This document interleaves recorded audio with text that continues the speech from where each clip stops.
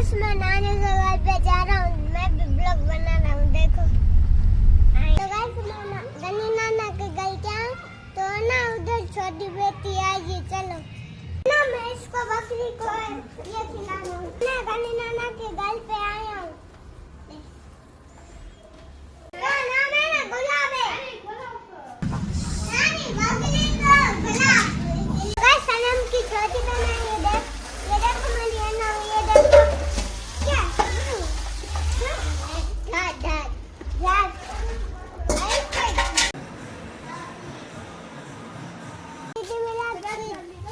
है ना, तैयारी वाली है गलियों में। हाँ ये देखो नजारे। चलो गाइस चलते हैं। सैकाई के अमर मल्लाबा मरहबा या मुस्तफा, मरहबा या मुस्तफा। तो गाइस मैं घर पे आ गया। वीडियो अच्छा लगे तो लाइक और चैनल को सब्सक्राइब कर देना।